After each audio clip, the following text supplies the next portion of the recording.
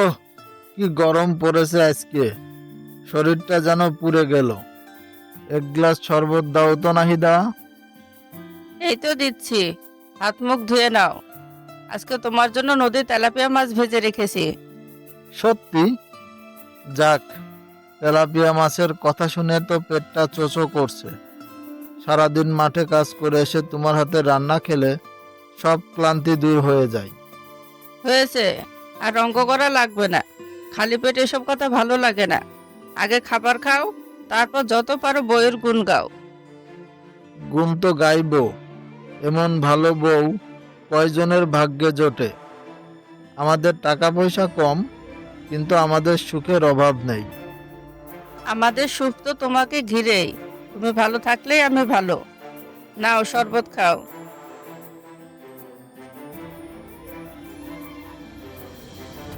আহ, শান্তি। শোনো, আজ তোমার জন্য একটা জিনিস এনেছি। আমার জন্য আবার কি আনলে? কয়দিন আগেই না আমার জন্য মেহেদি আনলে। শুধু শুধু টাকা খরচ করো তুমি। আরে এটা টাকা খরচের জিনিস না, এটা আমাদের দরকারি জিনিস। চোখটা বন্ধ করো দেখি। ঠিক আছে, এই যে চোখ বন্ধ করলাম। দেখো আমার জন্য কি এনেছো। এই নাও, এবার চোখ খোলো। এটা তো টাচ মোবাইল। তুমি এটা কোথায় পেলে? কত টাকা নিল? নিশ্চয় মাতবরের কাছে অনেক টাকা ধার করেছো। আরে না না, কোনো টাকা ধার করিনি। কাজ করে মাঝে মাঝে কিছু টাকা জমাতাম, সেই টাকা দিয়ে মোবাইল কিনেছি। তোমারও পুরাতন বাটন ফোনটা কোনো কথা শোনা যায় না, তাই ভাবলাম। তুমি আমার জন্য এত কিছু ভাবো? আমি তো ভাবতেই পারিনি আমার হাতে এত সুন্দর ফোন আসবে। তুমি খুশি হয়েছো তো? আমার আর কিছুই চাই না। এখন এটা চালু করতে পারবে তো? আমি তো এসবের কিছুই জানি না। আমি পারবো। নীরাভাবের হাতে এমন ফোন দেখেছি, উনি আমাকে শিখিয়ে দিবেন। আমার যে কি খুশি লাগছে। আজ রাতে তোমাকে দেশি মুরগি রান্না আর সিটা রুটি খাওয়াবো। যাক, একটা ফোনের বদলে আজ একটু ভালো মন্দ খাওয়া যাবে, মন্দ না।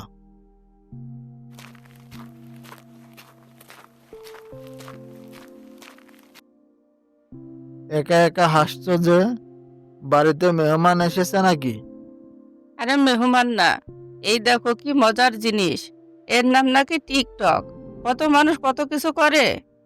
হুম, তা তো বুঝলাম, কিন্তু আমার তো ক্ষুধা লাগছে। সেটার কি হবে? ভাত খেতে দাও আমাকে। ও বাবা, আমি ভুলে গেছি রান্না করতে। তুমি পুকুরে গোসল করে এসো, আমি রান্না বসাচ্ছি। গোসল করে এসেই দেখবে আমার রান্না শেষ। ঠিক আছে, যাচ্ছি। এসেই যেন ভাত পাই আমি। খিদেই পেট চোচো করছে।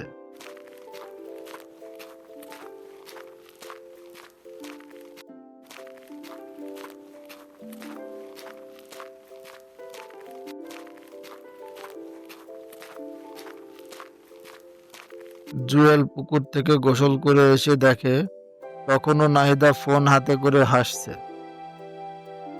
কি হলো, এখনো ফোন দেখছো? খিদেই আমার পেট চোচো করছে। খেতে দিবে নাকি আজকে না খেয়েই থাকতে হবে? আরে দিচ্ছি, দাঁড়াও। শোনো, ভাবছি আমিও টিকটক বানাবো। তুমি তুমি কিসের টিকটক বানাবে? কেন? আমি কি পারবো না? এই যে নতুন একটা গান এসেছে, গানের সাথে শুধু মুখ মিলাবো। নীরবভাবে বলেছে আমার নাকি অনেক লাইক আসবে। এই লাইক ফাইক দিয়ে কি হয়? চাল ডাল কেনা যায়? তুমি বুঝবে না, এটা হলো সম্মান। সবাই আমাকে চিনবে, বলবে ওই যে নাহিদা ভাবি টিকটক করে। সম্মান তো ভালো জিনিস, কিন্তু পেটের সম্মানটা তো আসল। এবার অন্তত খেতে দাও। আচ্ছা দিচ্ছি, তোমার জন্য শান্তিতে একটু ফোনও দেখতে পারবো না।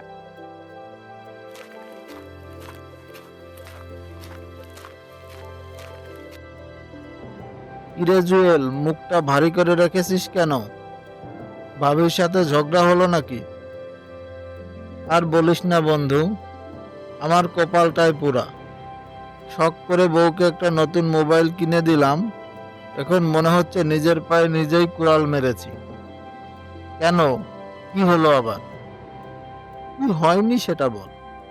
দিন রাত ওই যন্ত্র নিয়ে পড়ে থাকে। রাতে ঘুমানোর আগে মোবাইল দেখে ঘুমাই, সকালে ঘুম থেকে উঠে মোবাইল দেখে। আমার সাথে দুটো কথা বলার সময়ও নেই তার।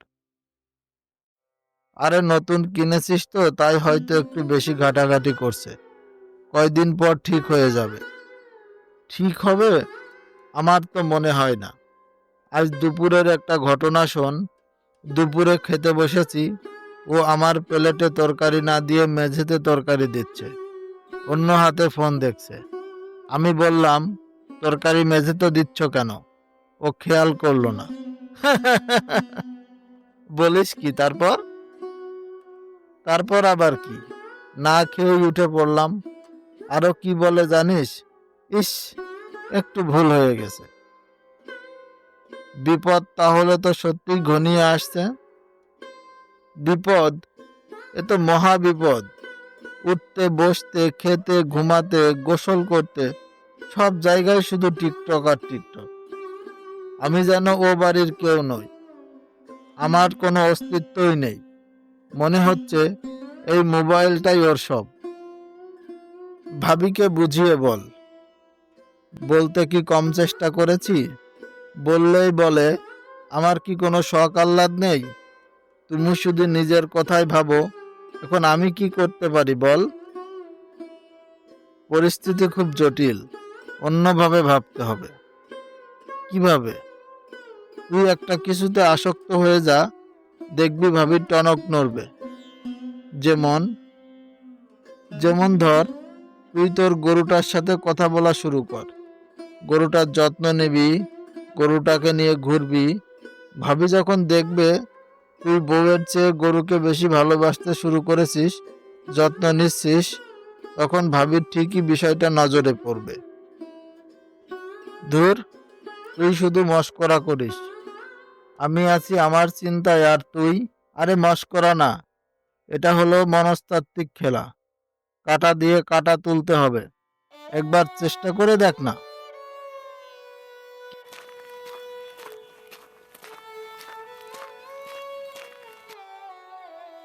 কি খবর গরু ভাই? ভালো করে খাচ্ছিস তো? তোর সাথে কথা বলে অনেক শান্তি পাই। তুই না থাকলে আমার যে কি হতো। কার সাথে কথা বলছো আর হাসছো? বাড়িতে তো কেউ আসেনি। আরে আমার গরুর সাথে কথা বলছি। বেচারা সারাদিন আমার সাথে মাঠে ঘাটে জলে ভিজে, যত্ন তো নেওয়ার দরকার। তোমার কি মাথা খারাপ হলো? গরুর সাথে কেউ কথা বলে? কেন বলবো না? তুমি যদি সারাদিন মোবাইলের সাথে কথা বলতে পারো, তবে আমি কেন পারবো না? তুমি আমাকে খোঁচা দিয়ে কথা বলছো? আমি সত্য কথা বলছি। যার সাথে সময় কাটালে পেটের ভাত জোটে, তার যত্ন তো নিতেই হবে। ভাতের পাতিল থেকে পোড়া গন্ধ বের হতে শুরু করে। হায় হায়, ভাত পুড়ে গেল। পূর্বেই তো। তোমার মন তো আর রান্নায় নেই। তোমার মন তো পড়ে আছে টিকটকের মধ্যে। আমি কি ইচ্ছে করে পুড়িয়েছি? একটা ভুল হয়ে গেছে। একটা ভুল? প্রতিদিন তুমি ভুল করেই চলেছো। কাল তরকারিতে লবণ দিতে ভুলে গেছো, পরশু আমার জামা কাপড় কেচে দাওনি। আমি কাজ থেকে ফিরে কি খাবো, কি পরবো সেদিকে তোমার কোনো লক্ষ্য আছে? আমি সারাদিন একা একা থাকি, একটু বিনোদন করলে তোমার সহ্য হয় না? বিনোদন? এটাকে কি বিনোদন বলে? এটা তো নেশা। তুমি নেশায় পড়ে গেছো। কাজ থেকে ফিরে ভাবি তোমার সাথে দুটো কথা বলবো, সব ক্লান্তি দূর হবে। আর তুমি কি করো? আমার দিকে ফিরেও তাকাও না।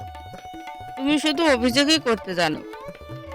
অভিযোগ করব না তো কি করব বলো? আমি পরিশ্রম করে তোমাকে মোবাইল কিনে দিলাম, আর সেই মোবাইলই আমার সংসারটা খাচ্ছে, আমার বউকে আমার থেকে কেড়ে নিচ্ছে। কি বলতে চাও তুমি? আমি ঠিকই বলছি।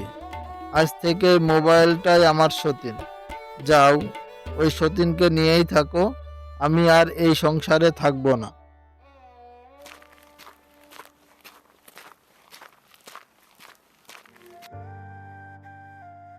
কাঁদিস না, যা হবার হয়ে গেছে। এখন বল, জুয়েল ভাইকে খুব মিথ্যে বলেছে? মানে তুমিও ওর পক্ষ নিচ্ছ? আমি কারো পক্ষ নিচ্ছি না।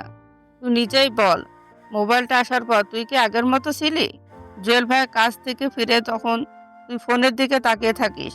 সে খেতে বসে তুই ভিডিও দেখিস। পুরুষ মানুষ বাড়ি ফিরে দিন শেষে বউয়ের সাথে দুটো কথা বলবে, তার জায়গাটা যদি একটি যন্ত্র নিয়ে নেয় তবে তার রাগ হবে না? কথাটা আমার বুকে তীরের মতো বিঁধেছে। আমি এখন কি করব? ফোনটাকে ফেলে দেব? না, ফেলবি কেন? মাথাটা ঠান্ডা কর। কাঁটা দিয়ে কাঁটা তুলতে হয়। কি করব কিছুই বুঝতে পারছি না। ফোনটা ব্যবহার করবি, কিন্তু নিজের জন্য না। করবি তো সংসারের জন্য, জুয়েল ভাইয়ের জন্য। ফোনটা দিয়ে নতুন নতুন রান্না শিখ। শিখে নতুন নতুন রান্না করে জুয়েল ভাইয়ের মন জয় কর। ঘর সাজানো শিখ। ভালো কিছু শিখে জুয়েল ভাইকে দেখা।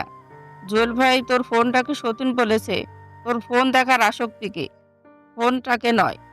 যা, এবার নিজের স্বামীকে ফিরিয়ে নিয়ে আয়। তুমি ঠিকই বলেছ ভাবি, যে সতীন আমার স্বামীকে কেড়ে নিয়েছে তাকে দিয়েই আমি আমার স্বামীকে ফিরিয়ে নিয়ে আসব। সংসারে দাসী বানিয়ে ছাড়বো।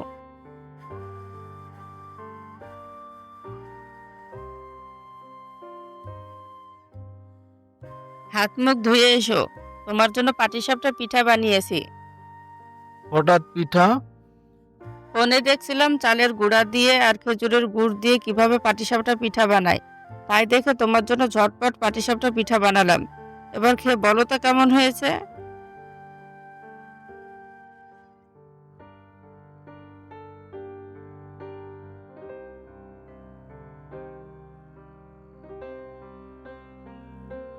কিরে, ভাবির তো এখন ফোনের নেশা নেই, তাও তোর মুখ শুকনো কেন? আর বলিস না, কিছুই বুঝতে পারছি না।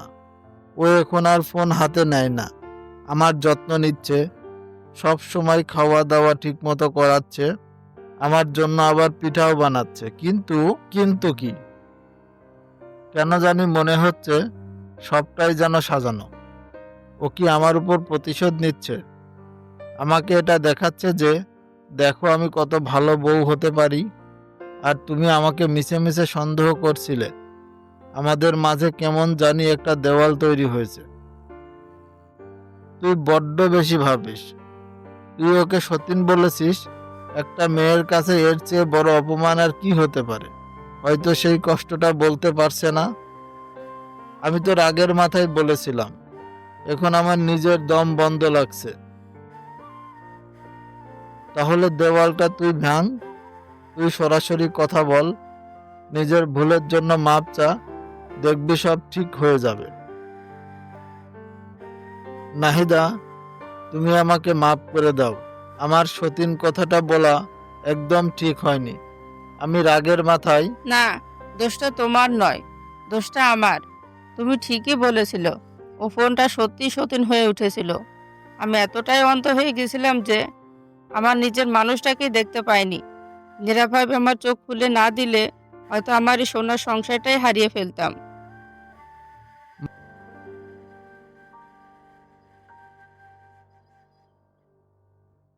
মাতবর সাহেব বলছিল এবার ফুলকপি চাষ করলে নাকি খুব লাভ হবে। কিন্তু ফুলকপি কিভাবে চাষ করতে হয় আমি তার কিছুই জানি না। নাহিদা জুয়েলের পাশে বসে ইউটিউবে ফুলকপি চাষের একটা ভিডিও দেখায়।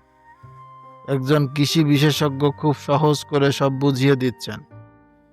জুয়েল আর নাহিদা খুব মনোযোগ দিয়ে ভিডিওটি দেখে। দেখলে তো, এখন আর কারো কাছে হাত পাততে হবে না। আমরা নিজেরাই সব শিখে নিতে পারবো। এই সতীনটা তাহলে খারাপ নয় বলো? মোবাইল ফোনের যেমন অপকারিতা আছে তেমন উপকারিতাও আছে। মোবাইলের সঠিক ব্যবহার করতে হবে, তবেই জীবনটা সুন্দর হবে।